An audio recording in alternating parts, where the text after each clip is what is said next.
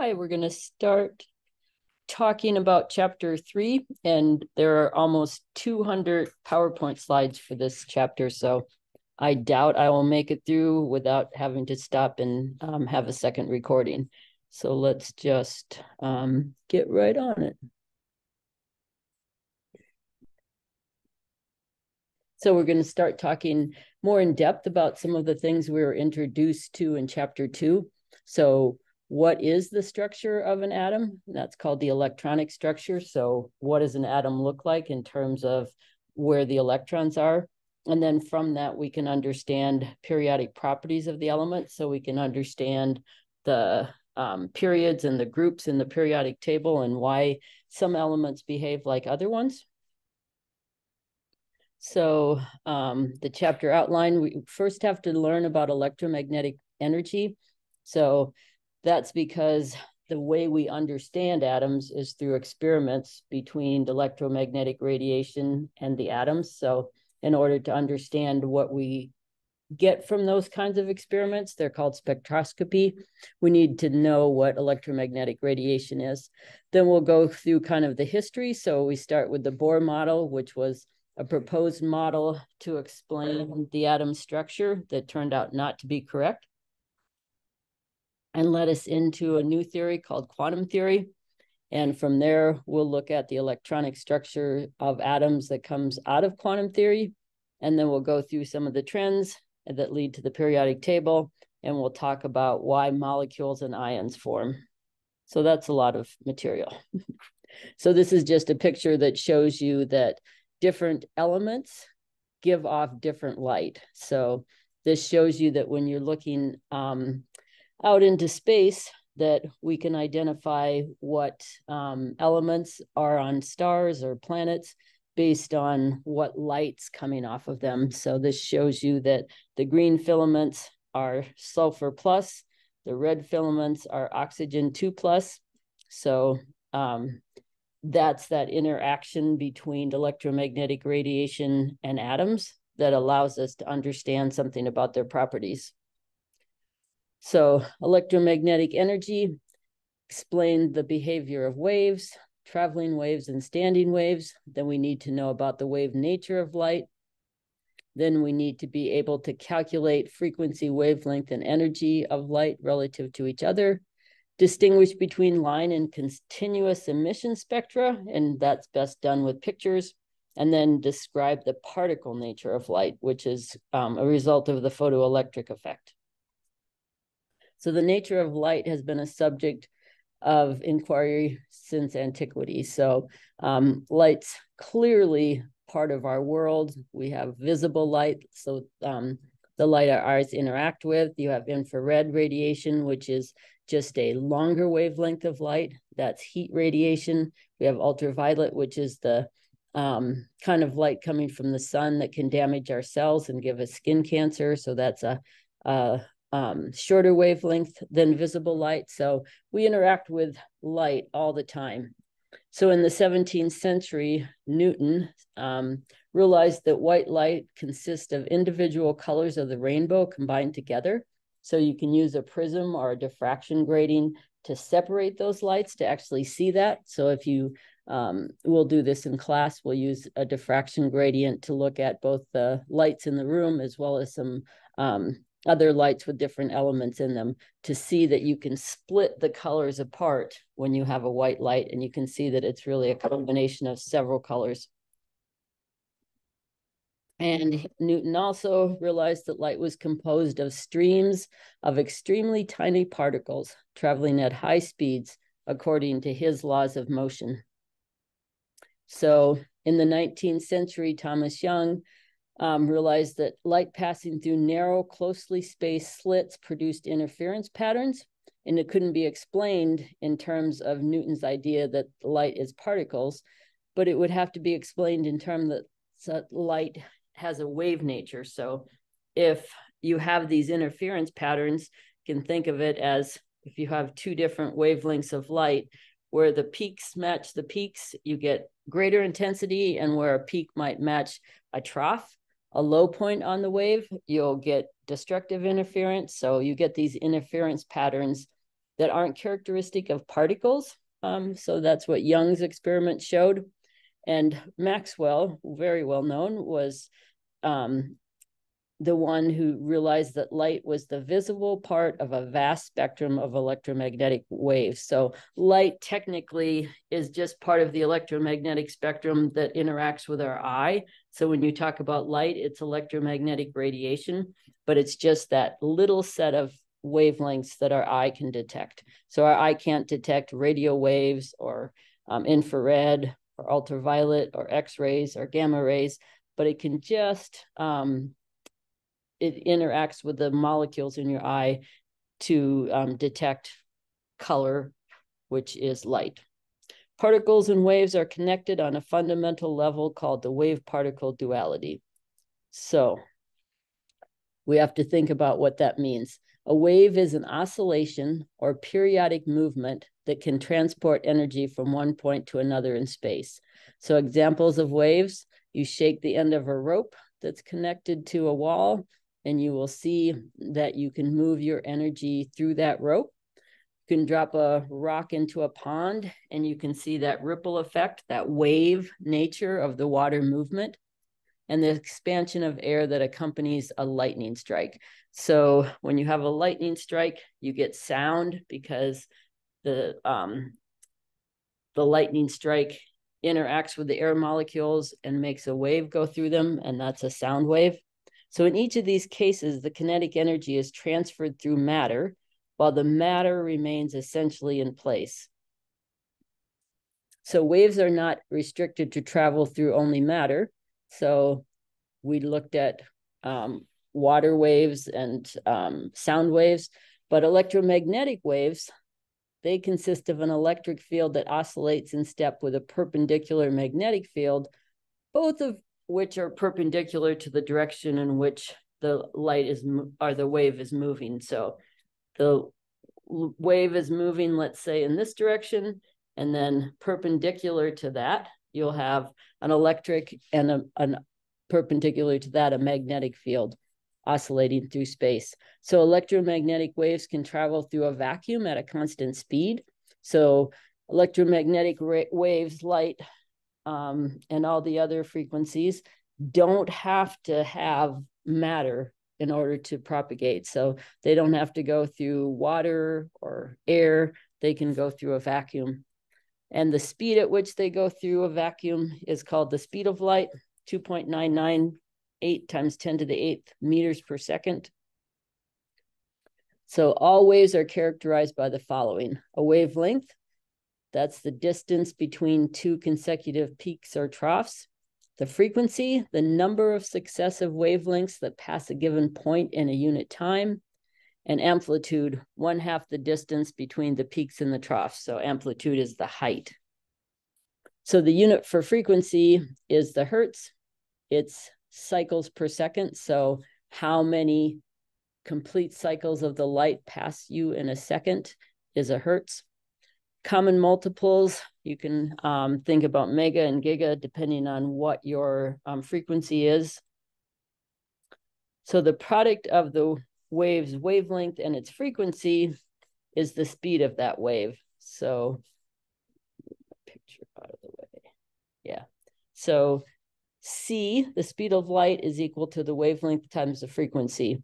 So essentially you can either know the wavelength or the frequency because all light's going at the speed of light, and you know the other one. So we know C, therefore, if you know the wavelength, you also know the frequency. So frequency and wavelength are two ways to identify the same type of light. So you can know one or the other.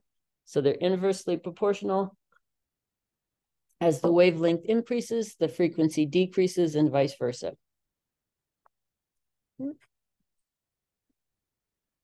So the electromagnetic spectrum is a range of all types of electromagnetic radiation. So goes all the way from radio waves up to gamma rays.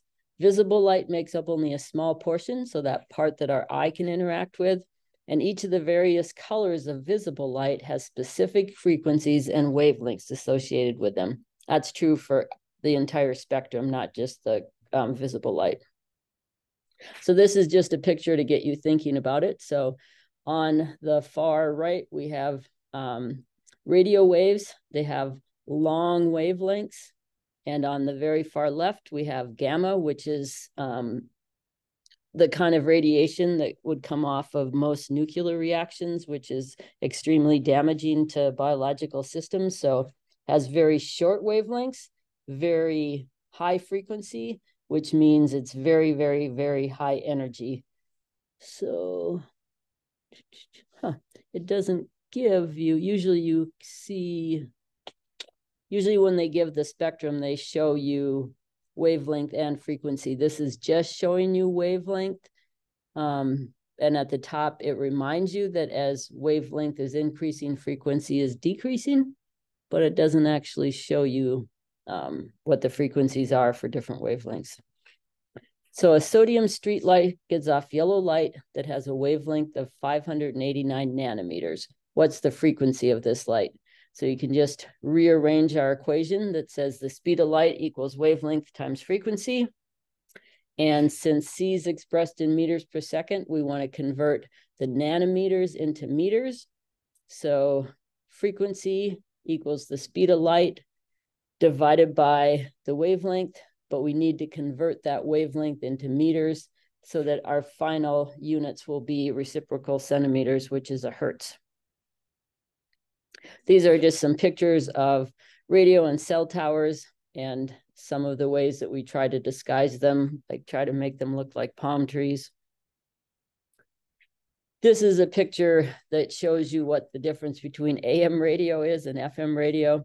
It's not important for us, but if you've ever wondered, AM radio is radio where the amplitude varies, and that's how you hear different sounds. Whereas with FM, it's frequency modulated, so the frequency of the light changes, and that's how you hear different sounds. So the big thing with all radiation is that interference patterns arise when light passes through narrow slits, closely spaced about a wavelength apart. The dark regions correspond to where the peaks for the wave from one slit happen to correspond or coincide with the troughs from another. And the brightest regions correspond to the regions where the peaks for the two waves happen to coincide. So that's constructive interference. Such interference patterns cannot be explained by particles moving according to the laws of physics. And that's the important thing for us. Because you see these interference patterns, you know that light has a wave nature. And this just shows you a picture of that interference.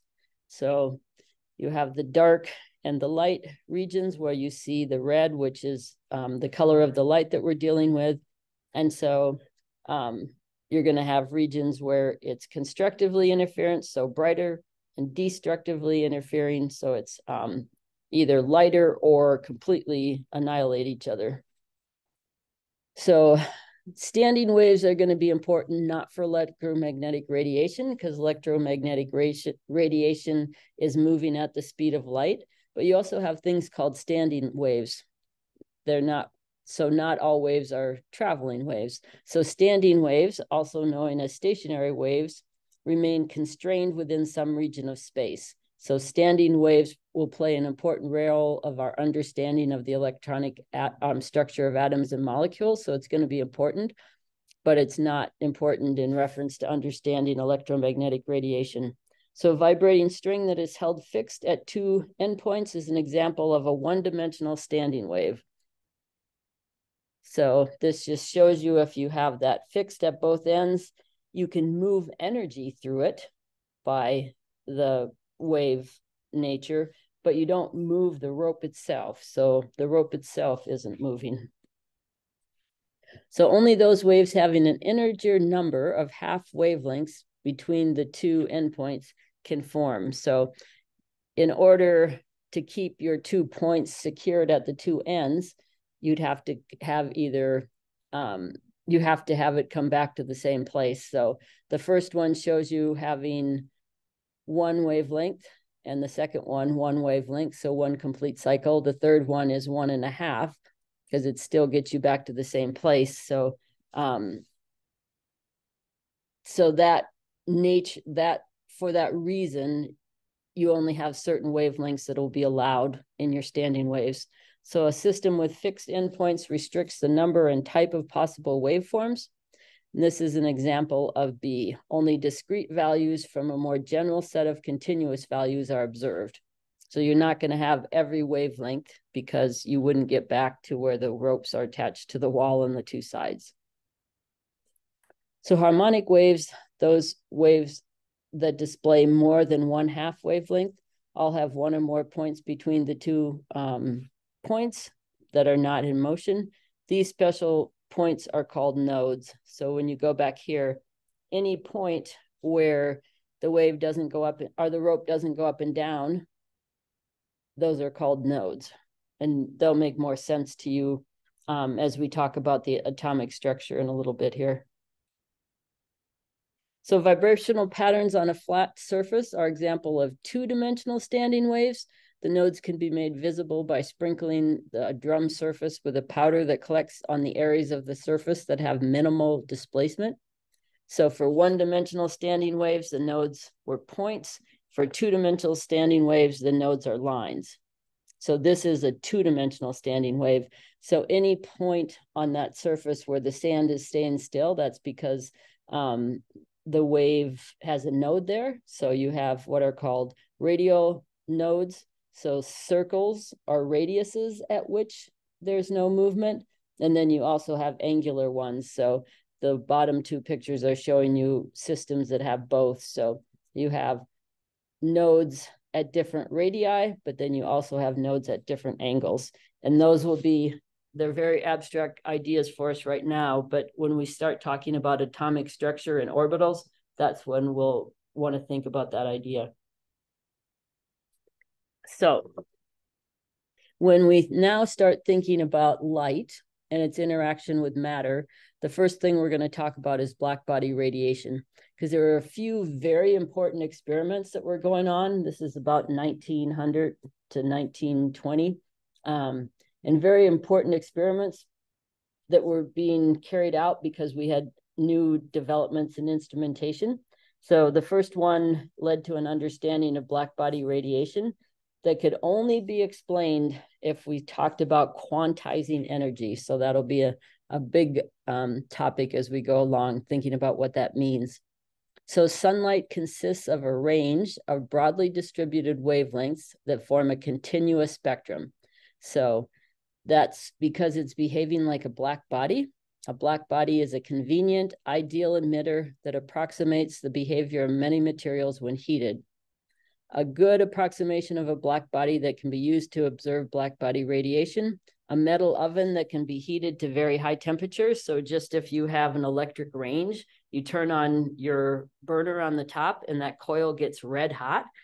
And so it's starting to emit colors in the red region as a maximum as it gets to a higher temperature. So this is just a picture of our sun and how it corresponds to the idea of a black body radiator. So the tan-ish line is the radiation that's given off by our sun that reaches the upper atmosphere. So this makes it clear when you look at the UV, the visible, and the infrared, that the sun's maximum light given off, or radiation given off, is light. So it's in the visible region. Not so much in the ultraviolet, but there is ultraviolet radiation as well. That's the more damaging. And then in the infrared is the heat. So not that the radiation that our eye detects, but that our body feels as heat. And then the blue line is doing a calculation of what a black body would do. So this perfect emitter would have something very, very similar to our sun. So our sun is pretty much a black body radiator. So the maximum in the black body curves land of max shifts to shorter wavelengths as the temperature increases. So that means it's going to shift more and more to the ultraviolet as the temperature goes up. So as you're at low temperatures, it will be more out in the longer wavelengths. So theoretical expressions as function of temperature fit the observed experimental black body curve well at long wavelengths. So looking at classical mechanics, and just treating light that way, you got a pretty good match in the two curves on the right-hand side. But there is this significant difference in what a black body calculation would give you and what you would see for an experimental black body radiator when you got to shorter wavelengths. So because shorter wavelengths correspond to ultraviolet light, that was known as the ultraviolet catastrophe. So there was something wrong with our understanding of black body radiation at this point. And so they were trying to figure out how you might better match the theory and what you see experimentally.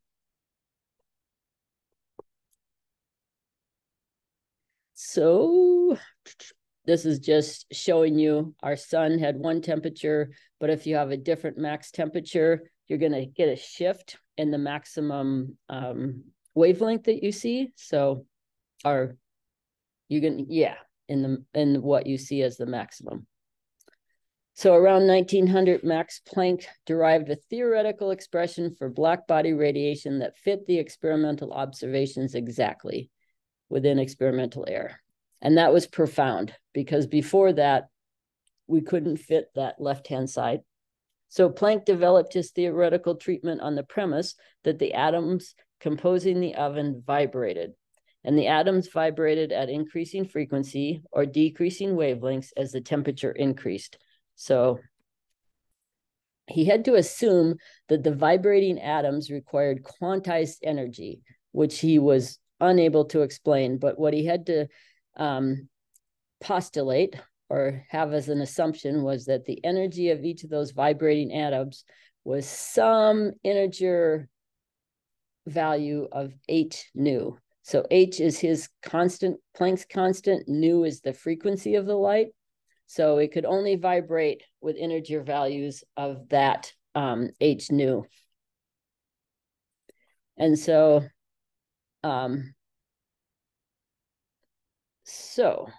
that was the first time that anyone had to alter a theory from classical mechanics. Classical mechanics would say atoms can vibrate with any energy, so it doesn't matter. But this is telling us that they're limited by their frequency to what energy they can have, but it has to have discrete values. It has to be n equals 1 times h nu, n equals 2 times h nu.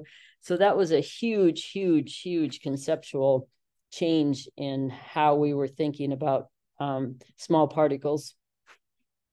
So the next thing that was will lead to the development of quantum mechanics was called the photoelectric effect. So the black body radiation not being able to fit a theory to the experiments using classical mechanics, and then having Planck postulate that if you add this idea of energy comes in packets, that you could get it to fit. That was the first realization that we needed a new theory. So the next paradox in this time was also because we had better experiments. So in the classical theory, it was to resolve this thing called the photoelectric effect. So it had been observed that electrons could be ejected from the surface of a metal, and you ejected them by hitting the metal surface with light or electromagnetic radiation. And the light had to have a frequency greater than some threshold frequency. So that's the important part. Surprisingly, the kinetic energy of the electrons that were ejected didn't depend on the brightness of light, but increased with increased frequency of the light. So according to classical wave theory, a wave's energy depends on its intensity, which depends on its amplitude, not its frequency. But Albert Einstein was able to resolve the paradox by incorporating Planck's quantization into the particle view of light. And he got the Nobel Prize in 1905 for that, which is quite amazing, because we'll see that this is something that's easy to understand when you look at what he developed as a theory. But he did relativity, special and general, and he didn't get a Nobel Prize for those, and those are orders of magnitude harder to understand. So light striking the metal surface should not be viewed as a wave, but instead as a stream of particles. Later, they became called photons. So the energy of those photons depend on their frequency. So that was the postulate. So according to Planck's formula that he came up with for blackbody radiation, the energy of a particle of light is equal to his constant, Planck's constant, times the frequency of that light. So you could also put the speed of light and the wavelength in there, because we know frequency is the speed of light over wavelength. So essentially, the energy of a packet of light is can be related to its wave nature, which is its frequency or wavelength. So electrons were ejected when they were hit by photons that had enough energy. So the photon that was absorbed, it would be absorbed by one electron on the metal surface, and that photon had to have enough energy to pull the electron away from the nuclei of that metal. So that was the threshold energy for a photon. And then the greater the frequency, the greater the kinetic energy imparted by the electrons as they escaped. So all the energy was absorbed by electron. Some of it went to pulling the electron off the surface, but then any other energy that was left went to how fast that electron would leave the surface. So it's kinetic energy. So somehow at a deep fundamental level, still no one understands, light is both wave-like and particle-like. And so this was called the wave-particle duality. So the photoelectric effect led us to understand that the reason why through history, sometimes radiation was considered particles, photons, sometimes it was considered waves, and then different experiments would prove that to be true or not true. And that was very confusing, because in reality, different experiments would show either wave or particle nature. So the photoelectric effect was conclusive in that light has both of those properties. It can behave like a wave and have destructive and constructive interference. It can behave like a particle and be absorbed, in this case, by an electron. So this is just a picture of that happening. So if the light doesn't have enough energy, so let's say we have 700 nanometer light and we hit the surface, if those photons, when you put them into the E equals H nu equation, don't have enough energy to pull an electron off, you get no electrons leaving. You get to some threshold, and then, so at shorter wavelengths, the energy has more, or the light has more energy. So now the photons in the green picture have enough energy to pull electrons off the surface. And then as you continue over to even shorter wavelengths, meaning higher frequencies, the electrons just leave that surface with more and more energy. So the black line is longer with that purple light. So when we see light from a neon sign, we're observing radiation from excited neon atoms. If this radiation has a wavelength of 640 nanometers, what's the energy of the photon being emitted? So we're just going to use Planck's equation. The energy of that photon is equal to hc over lambda. And the radiation is 640 nanometers, so we'll convert that to meters in the denominator. And so our equation is Planck's constant times speed of light divided by wavelength.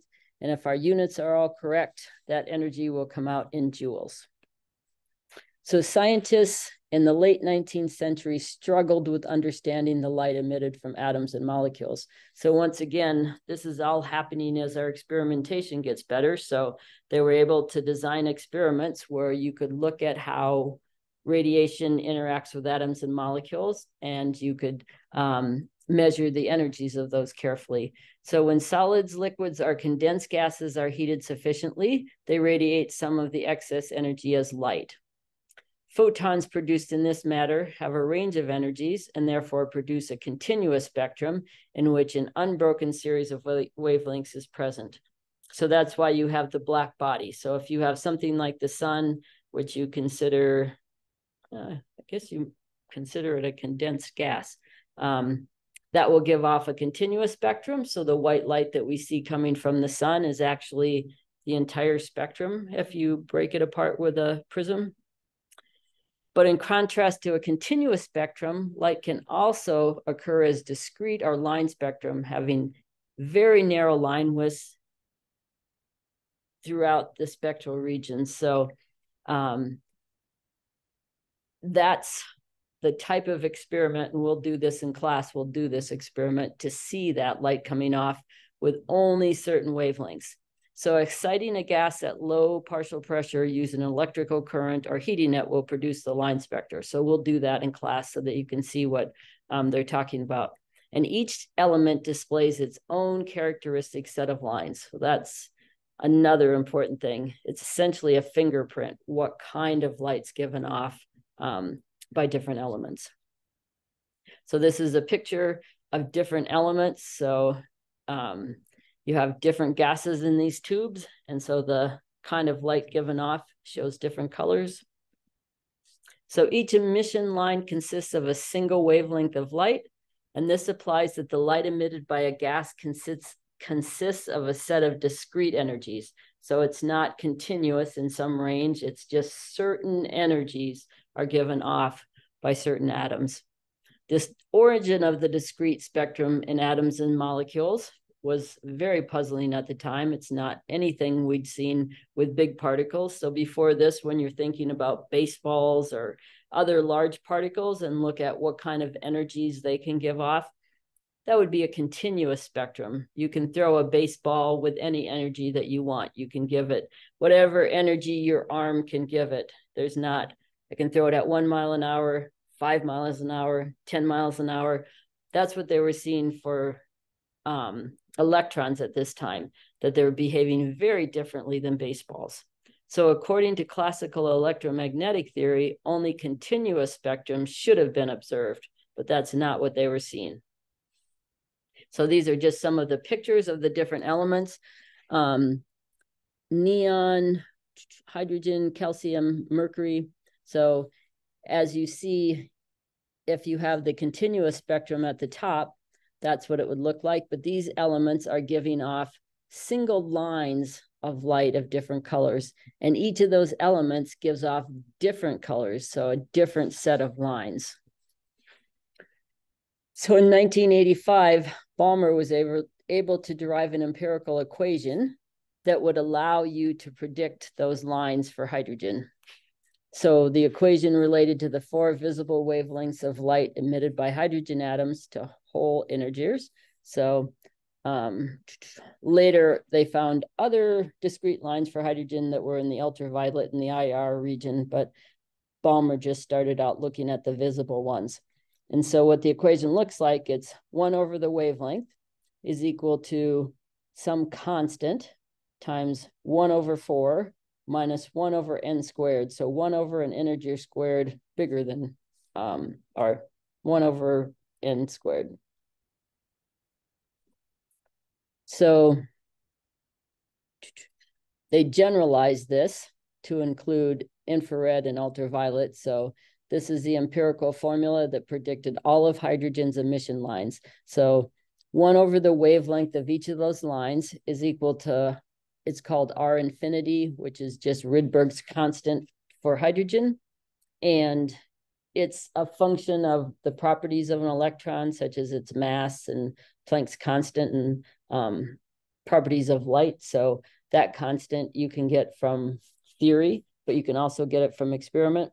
So the equation says that that wavelength is equal to this constant times 1 over some integer squared minus 1 over some other integer squared. So meaning that the integers restrict what kinds of wavelengths can come off. So this led Bohr, so you're thinking about all this happening historically, 1900 to 1920, where they're looking at these new experiments that they couldn't do before. They have new instrumentation to discover things about small particles, and it's not looking like what they thought it would. It doesn't look like big particles. So the first person to develop a model of what this might mean for the hydrogen atom, given that the wavelengths match this equation, was Bohr. And so the Bohr model of the hydrogen atom, he used the Rydberg equation to calculate the energies of light emitted or absorbed by hydrogen atoms. And the emission spectrum for hydrogen was eventually explained by Bohr in 1913. Bohr's work convinced scientists to abandon classical physics and spurred the development of modern quantum mechanics, which is what we're getting to soon. So atoms consisted of tiny dense nuclei surrounded by lighter and even tinier electrons continually moving about the nucleus. So this is Bohr's model of the atom. This classical mechanical description of the atom is incomplete, since an electron moving in an elliptical orbit would be accelerating. According to classical electromagnetism, the electron would continuously emit electromagnetic radiation. This loss in orbital energy should result in the electron's orbit getting continually smaller until it spirals into the nucleus. But Bohr attempted to resolve the atomic paradox by ignoring classical electromagnetism's prediction that the orbiting electron in hydrogen would continuously emit light. And he incorporated the following into the classical mechanical description of the atom: Planck's ideas of quantization, and Einstein's finding that light consists of photons whose energy is proportional to their frequency. So the time was really right for all of this to fall into place and give us a new theory because of the experiments that were teaching us new things. Bohr assumed that the electron orbiting the nucleus would not normally emit any radiation. Rather, the electron would only emit or absorb a photon if it moved to a different orbit.